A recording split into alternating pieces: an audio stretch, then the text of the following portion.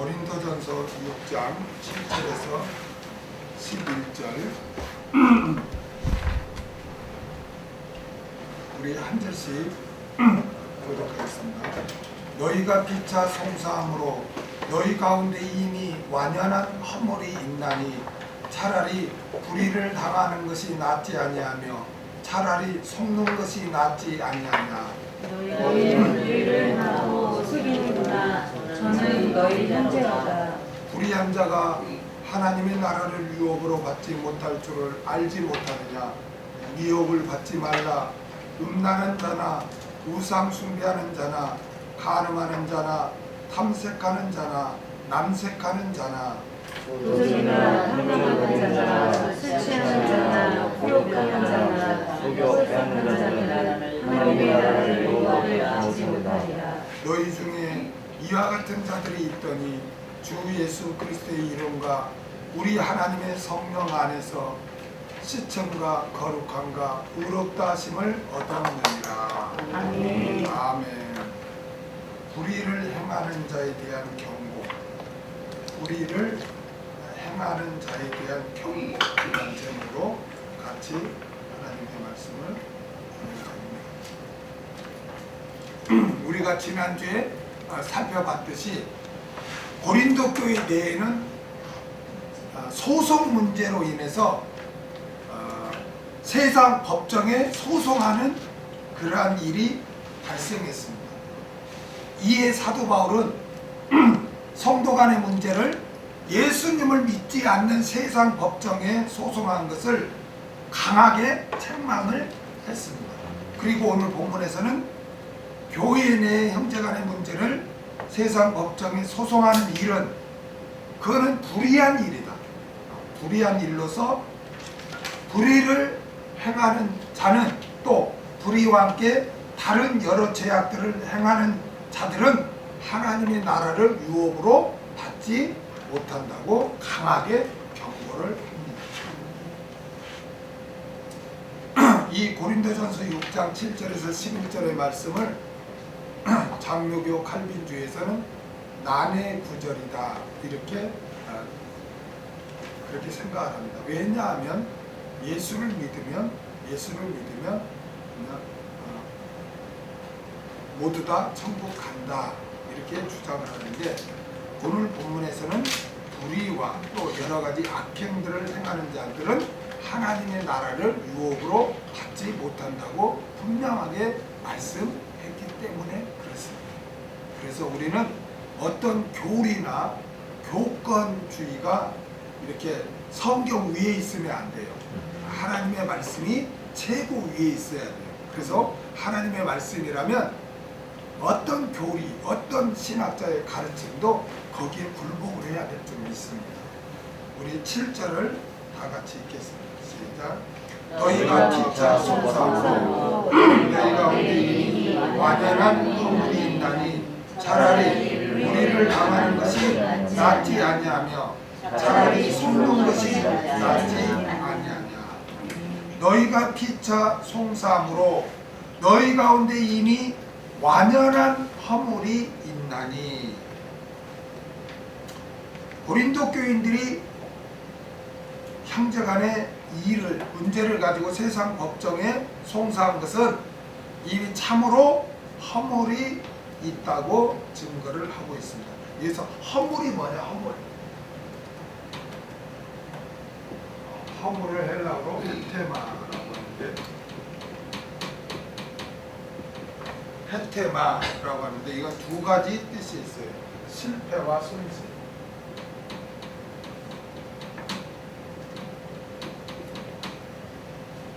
우리 개혁성경은 허물이 있나니 이렇게 번역했는데 그게 아니고 너희가 피차 송사함으로 너희 가운데 이미 완연한 실패가 있고 또 너에게 손실이 있다라고 이렇게 바울은 증거한 겁니다. 먼저 고린도 교인들이 피차 세상 재판정에 송사한 것은 이미 참으로 실패한 것이라는 거예요. 영적으로 너희들은 이미 실패한 자다. 이게 세상 법정에 소송한 자는 이미 영적으로 실패한 자다라고 사도 바울은 증거하고 있습니다. 교인들이 피차 세상 재판정에 송사한 것은 그 자체로 재판을 이긴 자나 진 자나 모두 그들은 영적으로 실패했다는 거죠. 왜 영적으로 실패했습니까? 그들이? 왜 그들이 영적으로 실패한 자들입니까? 여러분, 주님께서는 있잖아요. 그리스도인들에게 서로 사랑하라는 계명을 주셨죠. 그렇죠. 예수님께서도 새 계명을 내게 준다 그러면서 주님께서 핵심적으로 우리에게 사랑하라는 계명을 주셨어요.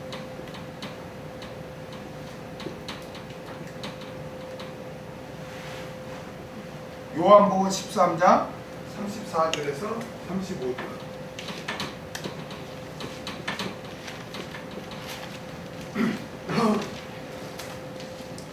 같이 보겠습니다. 요한복음 13장 34절에서 35절 같이 읽겠습니다. 시작. 새 계명을 너에게 주노니 서로 사랑하라. 내가 너희를 사랑한 같이 너희도 서로 사랑하라. 너희가 서로 사랑하면 이로써 모든 사람이 너희가 내 제자인 줄 알리라. 아멘.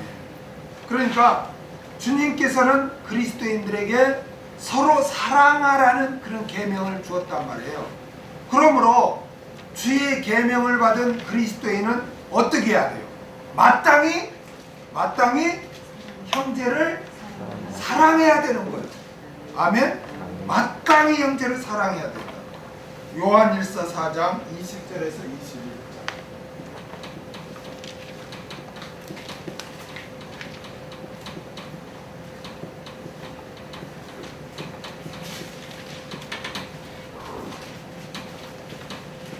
그러므로 그리스도인은 마땅히 어떻게 해야 돼요? 형제를 사랑해야 돼요. 요한일서 4장 20절에서 21절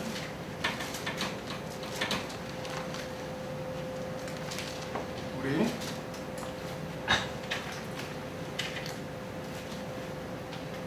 같이 읽겠습니다. 시작.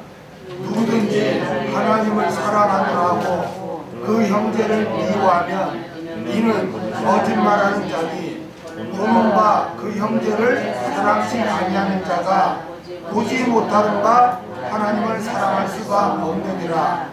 우리가 이 계명을 주께 받았나니 하나님을 사랑하는 자는 또한 그 형제를 사랑할지니라.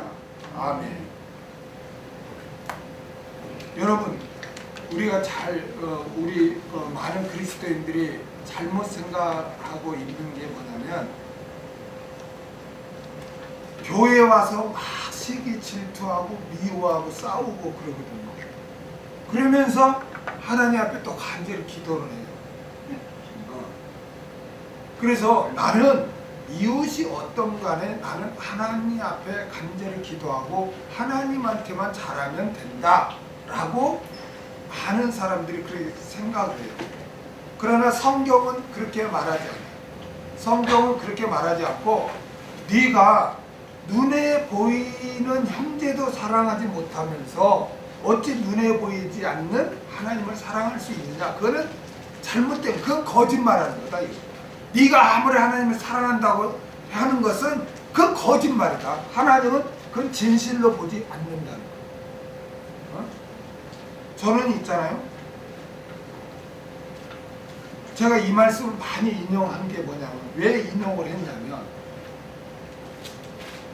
많은 교인들 가운데 부부 간의 갈등을 겪는 분들도 있고 형제 간에 다툰 분들도 있고 많아요.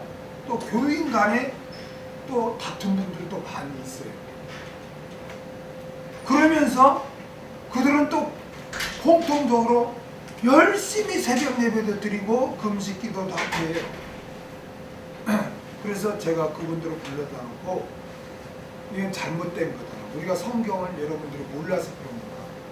성경은 어찌 눈에 보이는 부모를 섬기지 않으면서 공경하지 않으면서 어찌 눈에 보이지 않는 하나님을 공경한다고 하는 것은 그건 이치에 맞지 않다.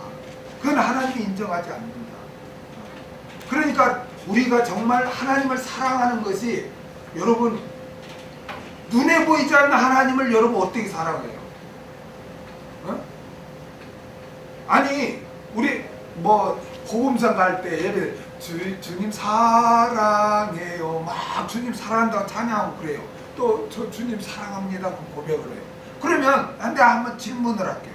그러면은 눈에 보이지 않는 하나님을 어떻게 사랑하냐는 거예요.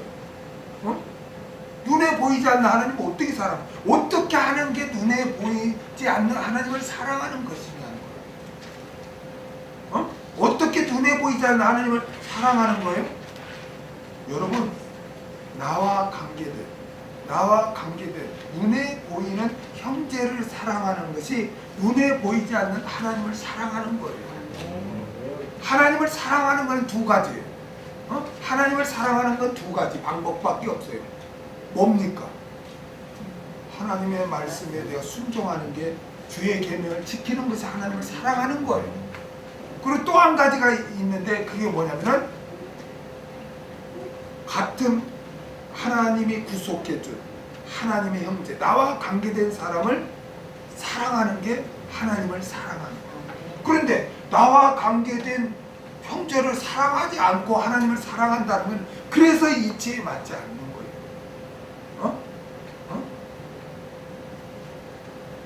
아니 하나님 나를 훈련시키기 위해서 이런 부모를 만나고 이런 자녀를 만나고 이런 형제를 만나고 다 이런 가족을 만나고 사돈의 팔촌까지 다 만나게 했는데 그것을 세상 사람과 똑같이 이해타산으로 나에게 이렇게 해줬니 안 해줬니 이런 어떤 조건을 가지고 한다면 그거는 진정으로 하나님을 사랑하는 사람이 아니라니까요. 하나님이 우리에게 사랑을 요구하는 것은 원수까지 사랑하라는 거예요. 그러니까 나에게 손해를 끼치고 나를 핍박하고 나를 조롱하고 나의 원수된 그런 삶을 사는 자까지 사랑하는 게 그리스도인의 사랑이에요. 그러니까 원수까지 사랑하라는데 누군들 사랑을 못하겠어요? 나에게 나의 삶에 손해를 끼치고 나를 힘들게 했다고 그래서 나는 사랑할 수 없어요. 나는 안 볼 거예요. 이거는 말이 되지 않는 거예요. 원수까지 사랑하는데 아니 나에게 손해를 끼치고 나를 속상하게 했다고 사랑하지 않는다는 거는 그건 말이 안 되는 거예요. 그렇죠? 그렇기 때문에 하나님을 사랑하는 것은 하나님의 계명을 지키는 것이고 눈에 보이는 형제를 사랑하는 게 하나님을 사랑하는 거예요. 저 사람이 진짜 하나님을 사랑하는가? 그러면 그분이 말씀을 순종하는가를 보면 알 것이고 또 한 가지가 뭐냐면 형제를 사랑하냐는 거예요. 형제를 사랑하는 거예요. 형제를 시기하고 무시하고 형제에 대해서 막 험담하고 그러는가 아니면 정말 형제를 불쌍히 여기고 형제를 사랑하고 섬기는가 이걸 보면 그가 진정으로 하나님을 사랑하는 자인가 아닌가를 우리가 알 수 있다. 요한일서 4장 20절에서 21절은 지금 그거를 말하는 거예요. 눈에 보이는 형제를 사랑하지 않으면서 어찌 눈에 보이지 않는 하나님을 사랑할 수 한다고 할 수가 있느냐. 이건 맞지 않는다. 주님은 그렇게 우리에게 말씀을 해주고 있는 것입니다. 그렇기 때문에 우리는 주님이 서로 사랑하라는 계명을 우리가 받았으면 어떻게 해야 돼요? 서로 사랑해야 되겠죠. 그렇죠. 그런데 형제를 용납하지 않고 나 손해보지 않겠다 해가지고 세상 법정에 소송했다는 것은 형제를 사랑한 거예요? 사랑하지 않은 거예요? 사랑하지 않은 거죠. 그러니까 서로 사랑하라는 주의 계명을 정면으로 거부한 거예요.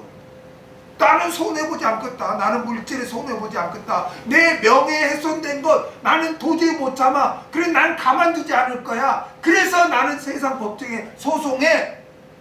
이 사람은 서로 사랑하라는 주의 계명을 정면으로 도전하는 사람이고 거부하는 사람이에요.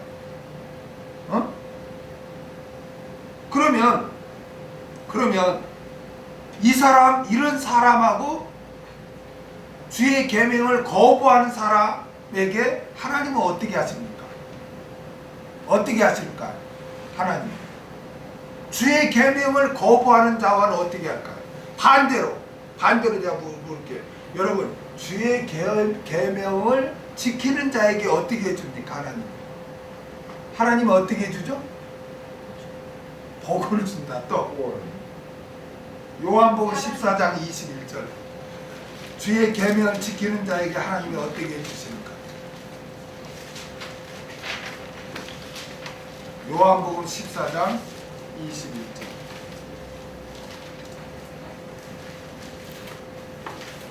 같이 읽겠습니다. 시작.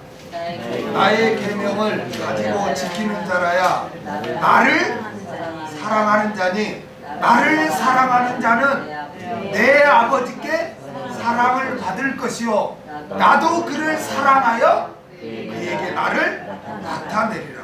주의 계명을 사랑하는 것은 바로 하나님을 사랑하는 것이고, 그렇게 하나님을 사랑하는 자에게는 하나님도 사랑한다는 거예요. 그리고 그와 그에게 나를 나타낸다는 것은 그와 내가 동행하겠다는 거예요. 여러분, 제가 성경을 보면 은혜 언약이 있고 행위 언약이 있다고 그랬죠? 성경은 은혜 언약은 하나님께서 일방적으로 베풀어 주는 것을 은혜 언약이에요. 근데 은혜 언약의 대부분은 예수 믿기 전에 하나님이 일방적으로 택해 주시고 일방적으로 사랑을 베풀어서 구원 얻게 해주시는 거예요. 이게 은혜 언약은 구속과 관련이 많아요. 그런데 보세요, 저를 보세요. 죽은 자에게는 하나님이 절대로 행함을 요구하지 않아요. 여러분, 죽은 자에게 여러분 행함을 요구합니까?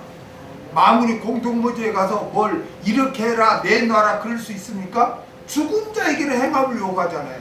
예수를 믿어서 영이 살아났으면, 중생했으면 살아났잖아요.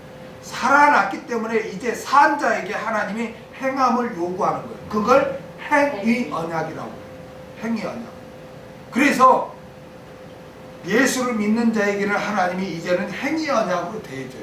근데 행위 언약은 뭐냐면은 인간이, 네가 하나님의 백성이 이렇게 하면 내가 이렇게 해주겠다. 이게 행위 언약이에요. 이게 성경을 읽을 때 성도가 행함이 먼저 나오고 하나님의 보답이 나오면 다 행위 언약이에요. 예를 들면 구하라 주실 것이요. 구하는 건 누가 구해야 돼? 내가. 네가 구해. 네 행함 네가 구해. 그럼 내가 보답, 내가 응답해 준다. 그러니까 이게 행위 언약이에요. 그래서 사랑도 오늘 본문의 이 요한복음 14장 21절도 바로 행위 언약이에요. 자, 똑같이 예수를 믿는데 어떤 사람은 주의 계명을 사랑해. 그러니까 하나님이 그 자를 사랑해요. 그리고 그와 동행해. 이게 행위 언약이에요. 근데 어떤 사람이 예수 믿는데 계명을 지키지 않아. 그럼 하나님도 너와 나는 함께하지 않아. 이게 행위 언약이라고. 이 행위 언약을 우리 한국교회는 많이 놓치니까 사람들이 막 죄 짓고 살면서도 은혜 타령만 하고 있는 거예요. 뭔지 막 뚝구름 잡듯이 신앙생활하는 거예요. 오늘 본문에서도 하나님을 사랑하는 자에게 내가 사랑을 하고 그에게 나를 나타낸다. 이렇게 말씀하는 거예요. 그렇기 때문에 형제를 사랑하지 않는 자, 다시 말하면 주의 사랑하라는 계명을 거부하는 자에게는 하나님도 그를 사랑하지 않고 그와 교제도 하지 않는다는 거예요. 요한일서 4장 7절에서 8절. 요한일서 4장 7절에서 8절. 이건 중요한 거예요. 요한일서 4장 7절에서 8절.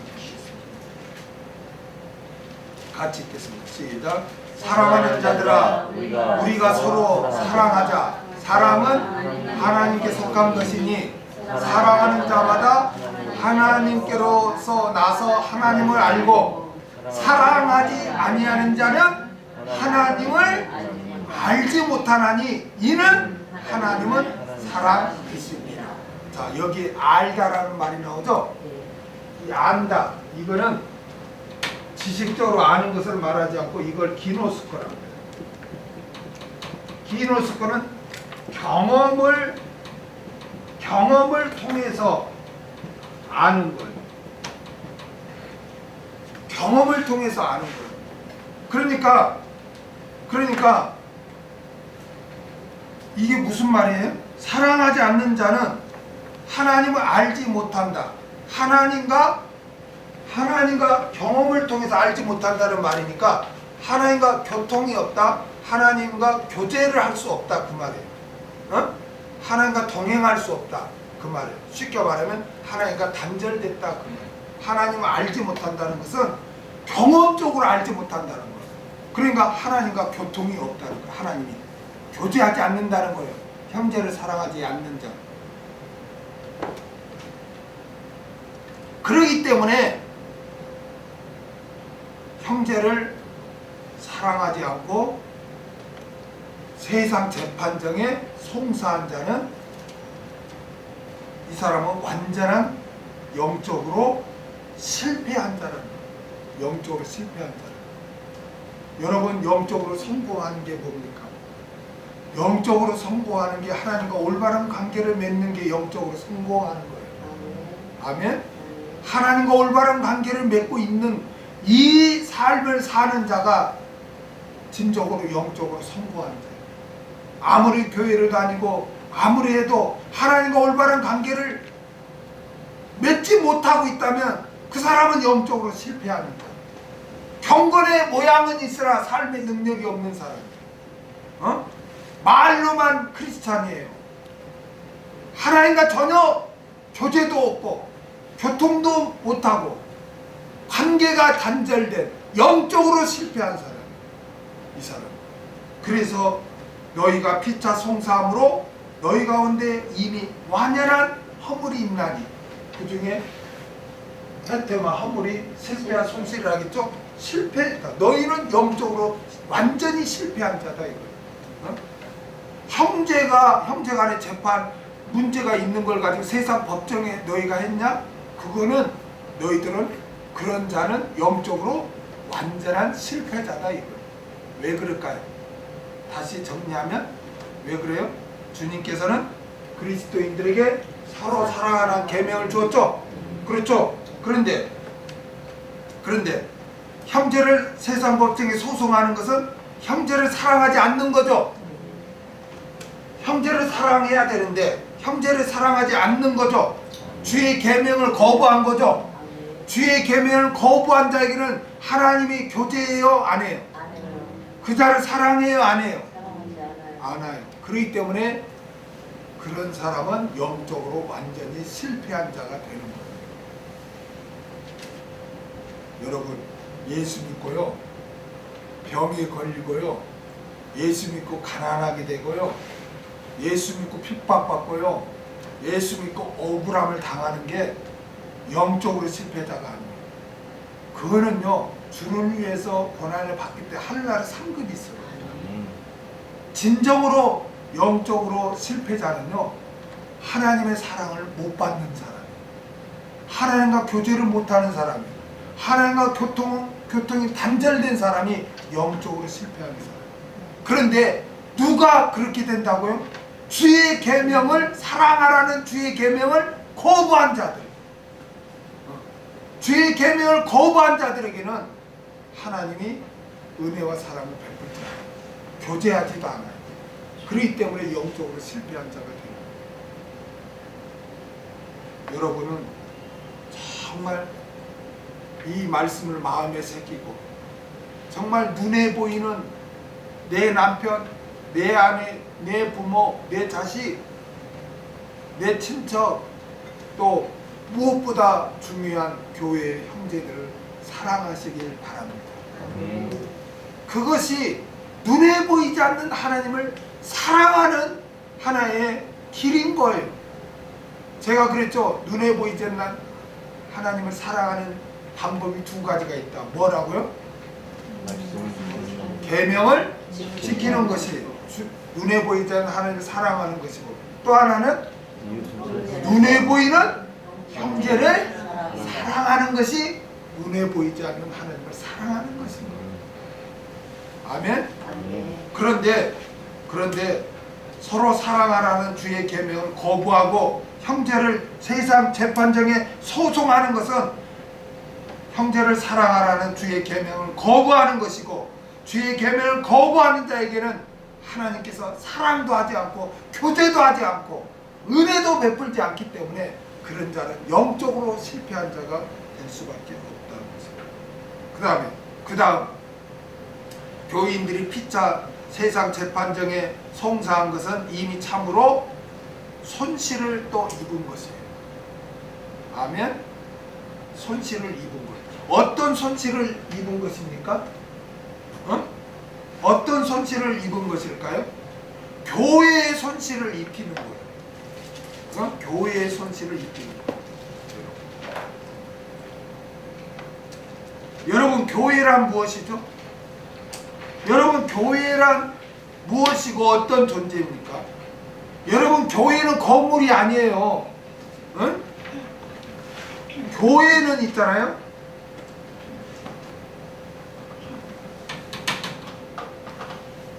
교회를 에클레시아라고 해요. 에크가 뭐냐면 밖으로요. 밖으로. 그 다음에 클레오, 부르다예요. 부르다. 그러니까 에클레시아는 밖으로 불러냄을 받은 자들의 모임이에요. 교회라는 건. 정확히 원어적으로 하면 죄악된 세상 밖으로 불러냄을 받은 자들의 모임이 교회예요. 교회라는 의미는. 그래서 예수님도 그러죠. 두세 사람이 내 이름으로 모인 그곳에 나도 그들 중에 있느니라. 할렐루야. 모이는 것, 이게 교회예요. 많은 사람들이 어휴, 저 교회는 그냥 저렇게 화려하게 지어졌네 하고 거기에 하나님이 계신 줄 알고 가죠. 대형교회. 여러분, 교회라는 거는요, 건물이 아니에요. 진정으로 세상에서 불러냄을 받은 자들의 모임이 교회인 거예요. 예수님의 핏값으로 불러냄을 받은 자들의 모임이 교회인 거예요. 아멘?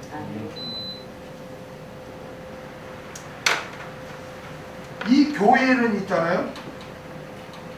교회를 여러분 잘 정리해야 돼요.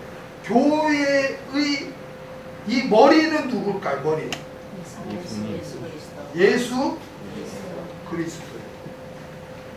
교회의 주인은 예수 그리스도. 인간이 될 수가 없어요. 목사가 될 수도 없어요. 장로가 될 수도 없고 아무개 집사가 될 수도 없어요. 교회의 머리는 예수 그리스도예요.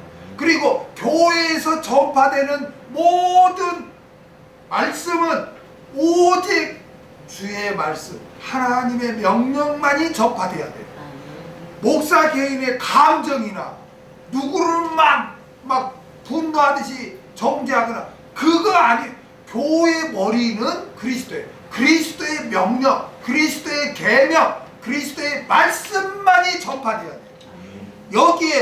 여기에 개인의 감정이나 개인의 생각이 강대상에서 전파되면 그거는 그 목사가 주인이지 그리스도가 주인이 아니에요. 머리가 아니에요. 이걸 잘 분별해야 돼요, 여러분. 아무리 화가 나고 아무리 속상한 일이 있고 어떤 일이 있다 할지라도 강대상에서는 오직 주의 말씀만을 전해야 돼요. 그리스도의 말씀만이 전거해야 돼요. 왜? 교회의 머리는 누구니까? 예수 그리스도이기 때문에 그래요. 아멘. 그리고 교회는 그리스도의 뭐예요? 몸이에요. 몸. 우리 몸이에요. 몸. 골로새서 1장 18절 보겠습니다. 골로새서 1장 18절. 골로새서 1장 18절.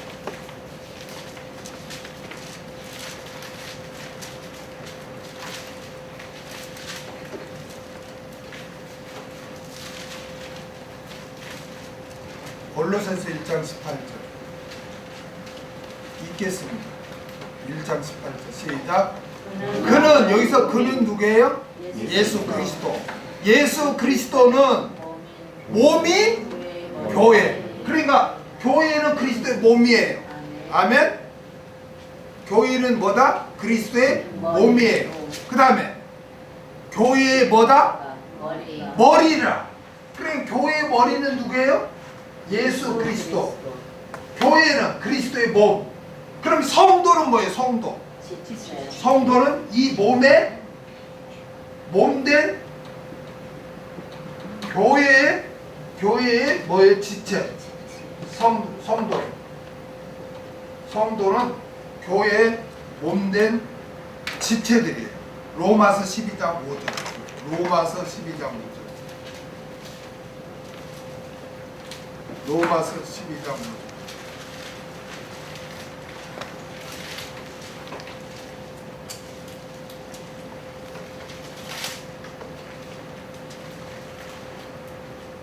읽겠습니다. 시작.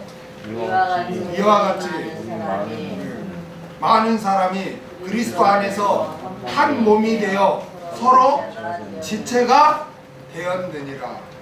아멘. 자, 들어보세요. 자, 정리하면 교회의 머리는 누구예요? 예수. 다시 말하면 교회의 주인은 누구다? 예수 그리스도. 아멘.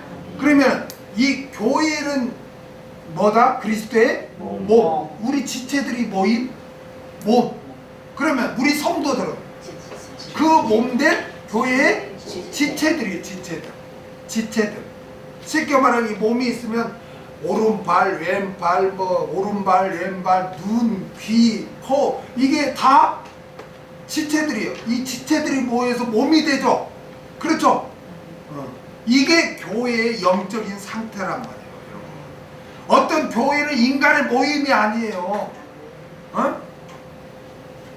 그럼 인간이 주인일 수가 없고, 그러니까 막 세습을 이런 것도 정말 성경에서 완전히 벗어난 거예요, 여러분. 교회의 주인은 예수 그리스도. 교회는 그리스도의 몸. 우리 성도들은 그 몸된 지체들이에요, 지체들. 그렇죠? 그런데 지체들이 서로 싸운다는 건 어떻게 되는 거예요? 지체들이 서로 싸운다는 것은 이 몸을 갈기갈기 찢어놓는 거예요. 그거 뭐랄까 약간 정신이 이상한 사람 아니에요? 정신이 이상한 사람이 칼 갖다 자기 뭐 여기를 끊고 또 막 학대하잖아. 자신을 자해를 하잖아.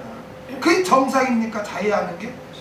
자기 주체를 갖다가 막 자해하는 게 그 몸을 죽이는 거 아닙니까? 여러분 동맥 끊으면 어떻게 해? 왼팔에 있는 지체를 갖다가 얘라고 칼로 이렇게 하면 어떻게 돼? 나중에 그냥 놔두면 죽죠. 죽는 거지. 그렇죠? 지체끼리 서로 싸우면은 몸을 갈갈기 찢어놓는 거예요. 그렇죠? 그거와 똑같다는 거예요. 그러면 교인들이 피차 세상 법정에 소송하는 것은 교회에 손실을 입히는 거예요. 손실. 완연한 너희가 허물이 있다. 그 말이 너희는 실패가 있고 손실이 있다는 거예요. 근데 실패는 각자 개인이 영적으로 그 사람 실패한 자들이고, 또 교회로도 이렇게 송사하는 것은 완전히 손실을 입히는 그런 행위라고 지금 바울이 헤테마라는 단어를 써서 완연한 너에게 허물이 있다. 허물 그러니까 실수 이런 걸로 생각하는데 원문에는 이 번역을 좀 이상하게 해놨어요. 원문에는 그게 아니에요. 실패, 손실이에요. 그렇게 세상 법정에 소송한 너희들은 영적으로 실패한 자들이다. 서로 사랑하는 계명을 거부했고, 그러니까 하나님이 너희를 어떻게 사랑하고 교제하냐? 그러니까 너희들은 하나님과 그런 자는 단절되기 때문에 영적으로 실패한 자다. 이렇게 딱 선언하고, 그 다음에 세상 법정에 그 소송하는 그런 자들은 교회에 손실을 입히는 그런 행위라고 지금 바울이 이 헤테마라는 단어를 써서 지금 세상 법정에 그렇게 하는 자를 지금 책망하는 거예요. 여러분, 교인들은 있잖아요. 교인들은 한몸의식, 지체의식을 가져야 돼요.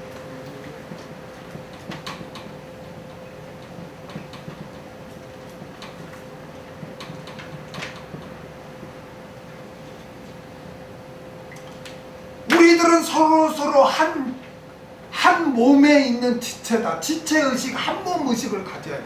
남이 아니에요. 예배, 주일날 예배드리고 모여서 흩어지고 남이 아니에요.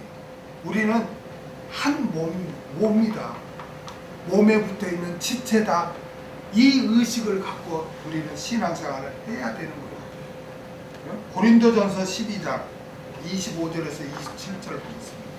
고린도전서 12장 25절에서 27절 같이 읽겠습니다. 시작.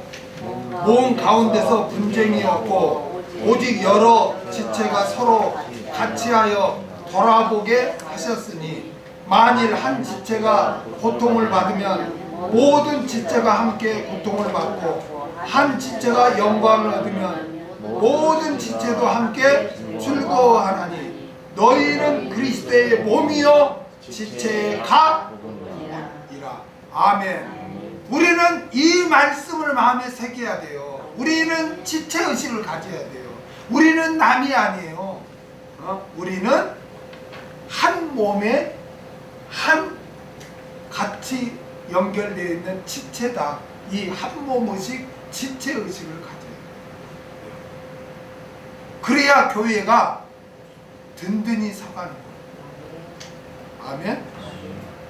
그런데 교인들 간에 문제를 가지고 끝까지 용서해 주지 않고 자기는 손해보지 않겠다고 해가지고 세상 법정에 소송을 했을 때, 그것은 지체가 지체끼리 서로 자해하는 그러한 꼴이 되어서 그 몸을 완전히 손해고 완전 파괴하는, 손실을 입게 하는 그런 행위가 된다고 바울은 지금 세상 법정에 소송한 그러한 일에 있어서 강하게, 너희가 피차 송사함으로 너희 가운데 이미 완연한 허물이 있나니 라고 그렇게 증거하고 있습니다.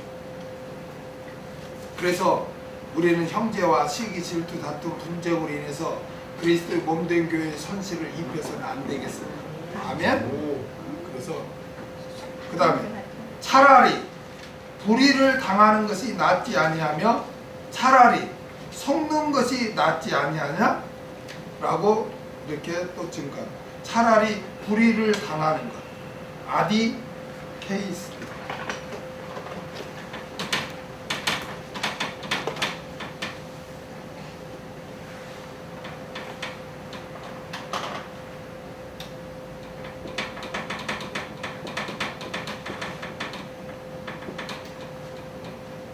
불의를 당하는 것. 아디 케이스. 부당함을 입다. 부당함을 입다. 그 다음에 불공평을 당하다. 불공평을 당하다.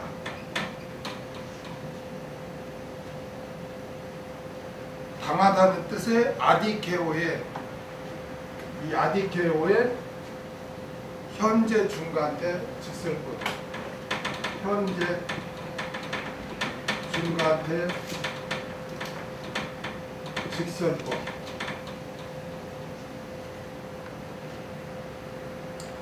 그리고 속는 것. 차라리 속는 것이 낫지 않냐 그랬죠? 속는 것. 아포스테레이스. 아포스 페레이스데라고 하는데 이거는 약탈당하다 빼앗기다. 약탈당하다 빼앗기다. 근데 이 단의 시제도 현재 능동 아니 이 현재 중간태 직설법입니다. 이 시제가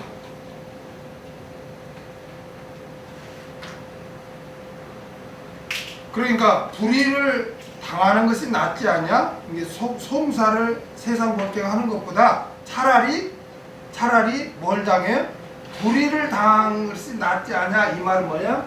차라리 부당함을 당하는 게 낫고 불공평을 네가 감수하는 게 당하는 게 낫다. 그리고 차라리 속는 것이 낫지 않냐? 이 말은 차라리 네가 빼앗기는 것이 낫다. 약탈당하는 것이 낫다. 그렇게 말한다. 그래 사도 바울은 비록 부당함을 당하고 마치 강도에게 약탈을 당한 것 같이 억울한 일을 당한다 할지라도 너그러운 마음으로 그러한 일을 감당하는 것이 세상 재판정의 형제를 송사하는 것보다 더 낫지 아니하냐 그렇게 권면하고 있습니다. 여러분 들어보세요. 왜 부당함을 당하고 왜 억울한 일을 당하면서도 이렇게 그걸 감당하는 것이 더 나을까요? 왜 그럴까요? 응? 왜 그럴까요? 왜 그게 더 나아요? 아니 누구한테 믿는 형제가 누구한테 억울한 일을 내가 부당함을 당했어. 불공평을 내가 당했어. 어? 근데 그걸 감당하는 게 세상 법정에 소송하는 것보다 더 낫대. 그리고 또 내가 약탈을 당했어. 뭘 빼앗겼어. 그런데 세상 법정에 소송하는 것보다 그냥 그걸 감당하는 게 더 낫대. 왜 더 나을까요? 그렇게 하는 것이? 네? 천국 가서 상급 받기 때문에 또 왜 그걸 감내하는 게 더 나을까요? 내가 손해로 봤는데. 어? 왜 그럴까요? 어? 왜 부당함을 당하고 억울한 일을 당하면서도 양보하고 손해를 감당하는 것이 더 낫냐는 거예요. 왜? 네? 왜 더 낫냐면 저와 여러분에게는 하나님이 계세요. 누가 계세요? 하나님이 계세요. 하나님이 다 지켜보고 계세요. 응? 누가 계신다고요? 하나님이 계셔서 역사하시기 때문에 그래요. 하나님이 내가 억울한 일을 당하고 손해를 당하고 그걸 감당해. 교회를 위해서 내가 감당해. 그걸. 그런데 그러한 모습을 아무도 안 알아주고 누구도 관심 없어 해도 누구만 하나님만은 지켜보고 계십니다. 하나님은 우리 중심까지 보시는 거예요. 그렇죠? 불꽃 같은 눈동자로 그 사정을 다 내려다보고 계세요. 얘가 얘한테 억울한 일을 당하고 뭘 빼앗기고 그런데도 세상 법정에 소송하지 않고 형제가 실족할까봐 교회가 상처 입을까봐 그걸 혼자 다 감내하는 모습을 하나님이 지켜보고 계십니다. 우리에게는 하나님이 계시기요 내세에 또 상급이 있기 때문에 우리에게 유익이 된다고 바울은 지금 증거하고 있습니다. 그래서 보세요. 이게 중간태예요.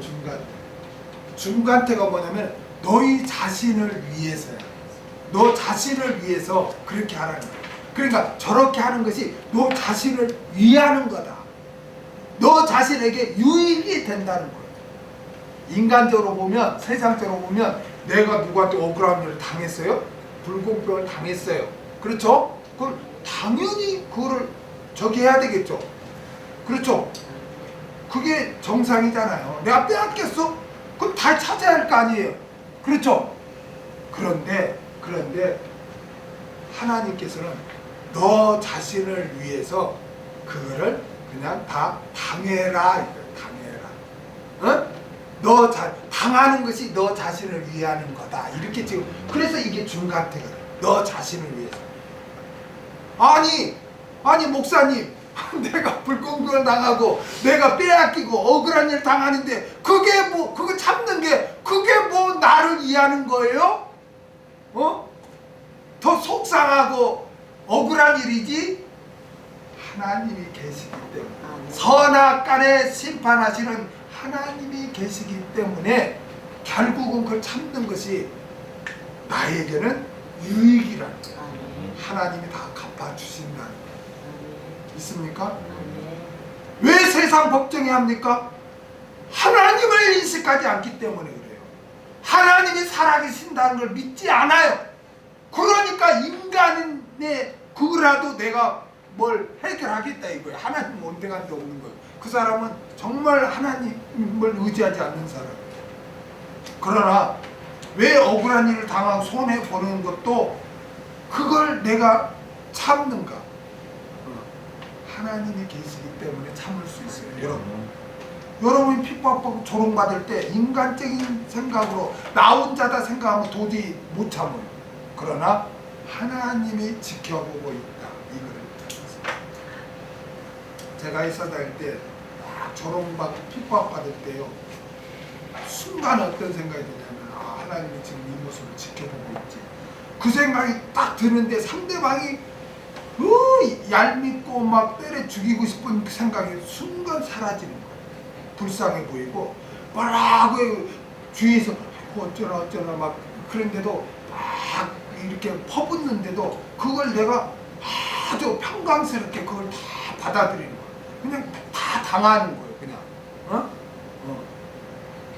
주님이 보고 있다는 것을 깨달아요. 설령 우리가 죽더라도 걱정하지 마세요. 스데반은 돌로 맞아 죽었어요. 그렇죠? 그런데 스데반이 뭐래요? 하늘문이 열리고 주님이 지켜보고 계신 걸 깨달은 거예요. 할렐루야. 그래서 차라리 불의를 당하는 것이 낫지 아니하냐, 차라리 속는 것이 낫지 아니하냐, 바울은 지금 그렇게 하는 거죠. 우리 그리스도인은 어떻게 보면요, 당하는 자들이에요. 손해보는 자들이에요. 그걸 명심하세요. 예수 믿고 승승장구하고 때려 부수고 때려잡고 그런 자들이 아니에요. 그런 자들은 뭔가 착각한 사람. 예수님의 고난의 종으로 말없이 묵묵히 고난을 받으신 거예요. 우리도 그 길을 가는 거예요. 그래서 예수님이 나를 따르고자 하는 자들에게 자기를 부인하고 자기 십자가를 지고 나를 쫓으라 그래요. 너 죽을 각오하고 너 고난받을 각오하고 나를 따라라. 그래야 너희가 나를 따를 수 있다. 지금 그렇게 말해요. 나는 손해 하나 안 보고 나는 어려운 거 하나도 안 당하고 예수 믿으란다. 이거는 잘못된 거예요, 여러분. 그건 굉장히 잘못된 거예요. 여러분들, 하나님은 공의로우신 분이라는 걸 기억하세요. 그리고 그 하나님이 지켜보고 있다는 것을 기억하세요. 그럴 때 내가 억울한 일도 내가 당할 수 있는 거예요. 왜? 하나님이 다 지켜보고 있어요. 여러분, 절대로 하나님은 보시고요, 공의롭기 때문에 하나님은 이 땅에서가 아니면 천국에서 반드시 갚아주는 거예요. 그게 공의예요. 내가 억울한 일을 당했는데 이 땅에서도 하나님이 아무것도 그냥 안 해주고 천국에서도 아무것도 안 해주고, 그건 하나님의 공의가 아닌 거예요. 반드시 하나님은 공의로 갚아줘요. 믿습니까? 창세기 13장 1절에서 13절 한번 보겠습니다. 창세기 13장 1절에서 13절.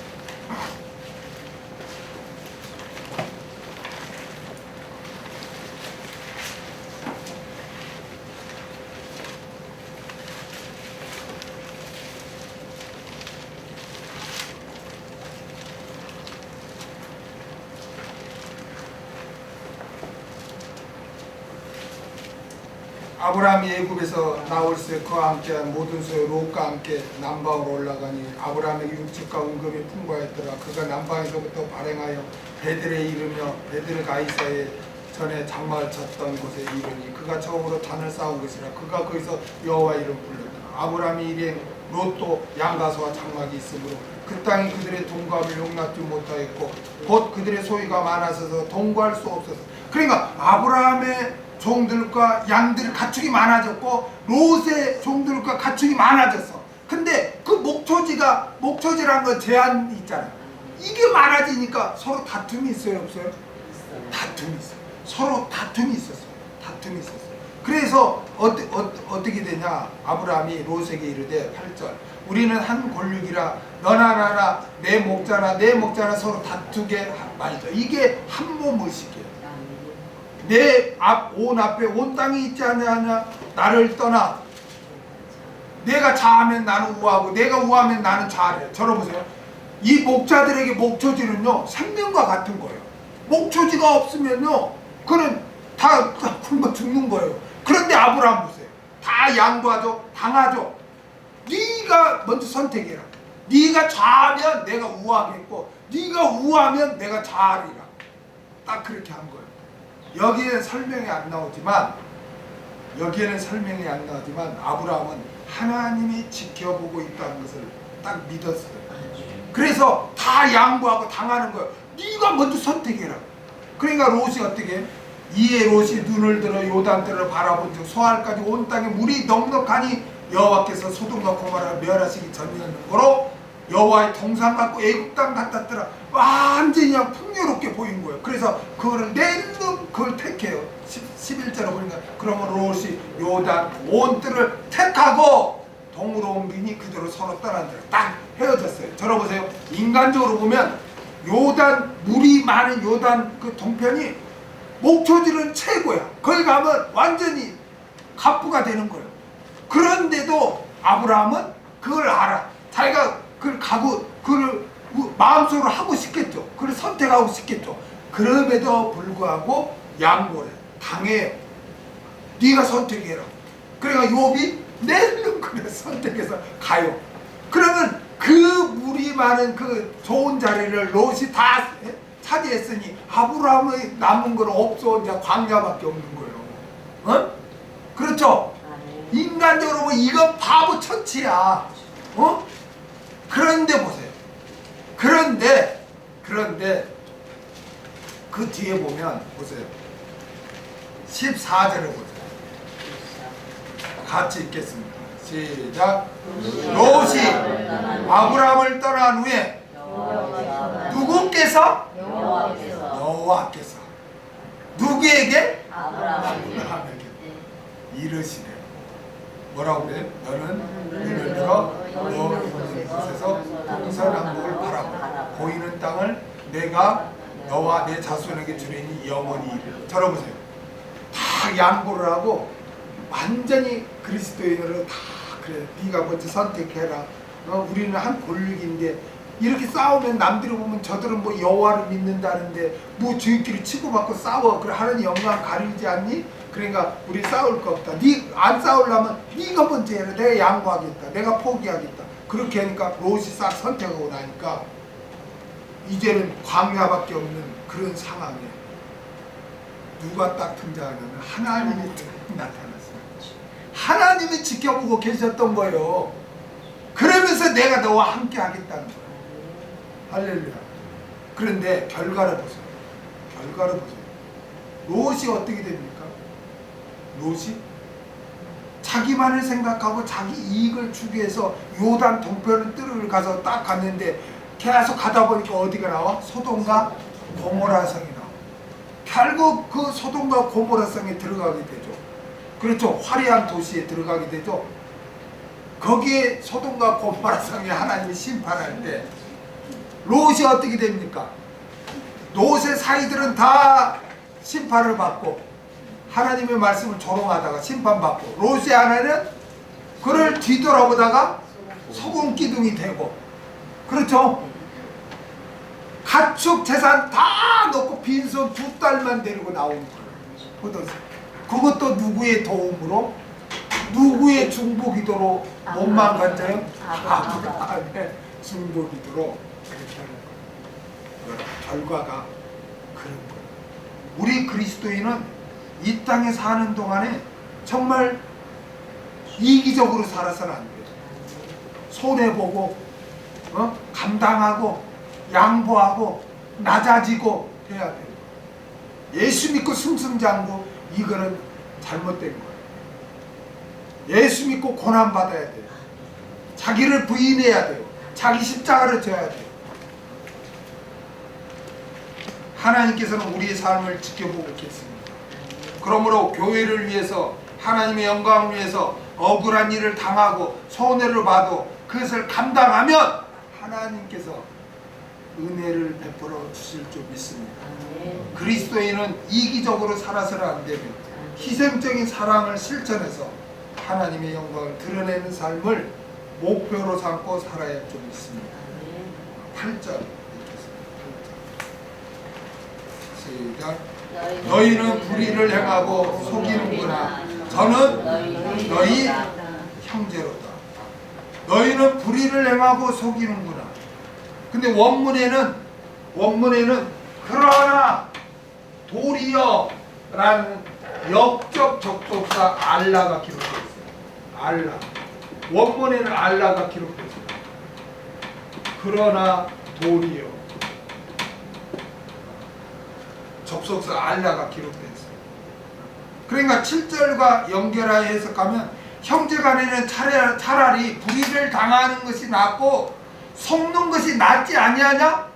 그러나 도리어 너희는 불의를 행하고 속이고 있다는 거예요. 너희가 당해야 되는데 너희가 도리어 그냥 속이고 있다는 거예요. 그 짓을 행하고 있다는 거예요. 당하기는커녕 엘라장 남 것을 강탈하려고 빼앗기지 않으려고 너희가 그렇게 하고 있다. 고린도 교인들은 믿음의 형제에게 불의 즉 부당하게 행하고 속이고 즉 약탈했다고 바울을 책망하고 있어요. 그 교회 안에서 믿는 형제에게 내가 어떻게 해서 후려쳐서 더 빼앗고 더 그렇게 막 했다는 거예요. 더 당해야 되는데 그러나 도리어 너희는 그렇게 더 했다는 거예요. 그러면서 뭐라고 그래요? 저는 너희 형제로다. 성도가 불의를 행하고 속이는 것도 심각한 죄악인데 그것도 누구를 대상으로 그렇게 했다고요? 형제를 대상으로 그렇게 했다는 거예요. 이거는 더 큰 죄악이 아닐 수가 없어요. 형제를 대상으로 그렇게 했다. 우리가 많은 사람들이 있잖아요. 믿는 형제에 대해서 함부로 이렇게 대하는 경우가 많이 있거든요. 근데 이건 우리가 심히 조심해야 돼요. 정말 믿는 형제에 대해서는요, 정말 함부로 해서는 안 돼요. 여러분, 믿는 자는 하나님의 성전이죠. 그렇죠? 믿는 자는 하나님의 성전이죠. 그 안에 누가 계세요? 성령님이 내주하고 있어요. 그러니까 믿는 형제는 다 성령님이 내주하고 있어요. 그러니까 믿는 형제한테 그렇게 악을 행한다는 것은 하나님한테 악을 행하는 것과 똑같아요. 그걸 명심해야 돼요. 그래서 예수님도 작은 자에게 한 것이 곧 내게 한 것이니라 이렇게 말씀하잖아요. 그리고 우리가 형제를 대할 때 어떻게 대해야 되겠어요? 함부로 해서는 안 돼요. 함부로. 나보다 나이가 어리다고, 나보다 뭐 가진 게 없다고, 나보다 뭐 못 배웠다고 함부로 해서는 안 돼요. 왜냐? 그분은 하나님의 성전이고 그 안에 성령 하나님이 내주하고 계시기 때문에 정말 존귀하게 하나님 섬기듯 섬겨야 됩니다. 믿는 형제를 그렇게 악하게 해서는 안 돼. 이것보다 더 큰 죄악이 없는 거예요. 마태복음 18장 10절 보세요. 마태복음 18장 10절.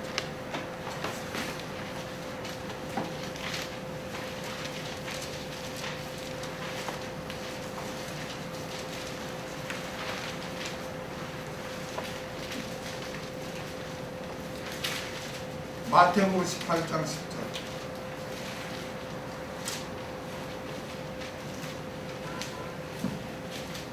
같이 읽겠습니다. 시작. 삼가 이 소장 중에 하나도 없인 여기지 말라. 너에게 말하노니 저희 천사들이 하늘에서 하늘에 계신 내 아버지 얼굴을 항상 배웁니다. 이 사함과 이 소자는 정말 보잘것없는 자를 말해요. 정말 보잘것없는 자 중에 하나도 없인 여기지 말래요. 하나님이 천사를 통해서 다 소식 듣고 다 지켜보고 계신다. 마가복음 9장 42절을 한번 보겠습니다. 마가복음 9장 42절. 마가복음 9장 42절.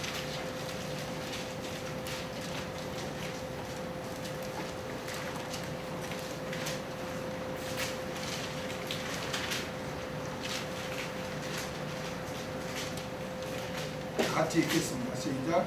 또 누구든지 나를 믿는 이 소자 중 하나를 실족케 하면 차라리 연자 맷돌을 그 목에 달리우고 바다에 던짐이 나으리라. 정말 이 소자, 여기도 보잘것없는 형제예요. 외적으로 정말 가진 것 없고 보잘것 없는 그런 자라도 그런 자를 상처 입게 하고 실족시키면 그런 자는 연자 맷돌을 메고 바다에 빠지는 게 더 낫다는 거예요. 이 말은 엄청난 진노의 심판을 받게 된다는 거예요. 얼마나 무서운 말씀입니까?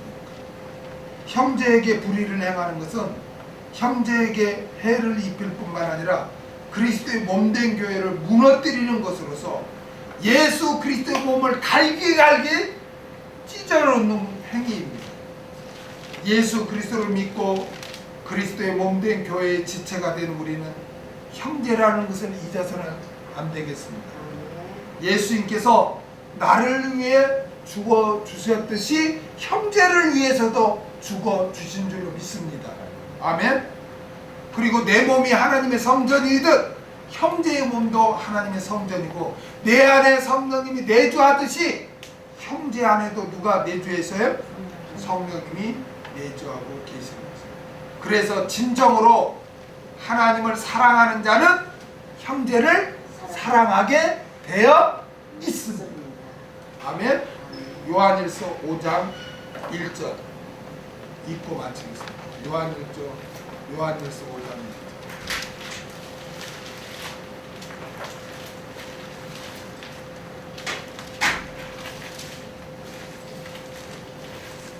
읽겠습니다. 시작. 예수께서 그리스도이심을 믿는 자마다 하나님께로서 난 자니 또한 내신 이를 사랑하는 자마다 그에게서 난 자를 사랑하느니라. 할렐루야. 형제들은 다 예수 그리스도께서 낳은 자녀인 줄로 믿습니다. 그렇기 때문에 주님을 사랑하는 자는 당연히 형제를 사랑하는 자인 줄 믿습니다. 내가 형제를 사랑하지 않는 것은 내가 하나님을 사랑하지 않고 있다는 증거예요. 하나님을 사랑하는 우리는 그러므로 당연히 형제를 귀하게 여기고 사랑해야 할 줄 믿습니다. 기도하겠습니다.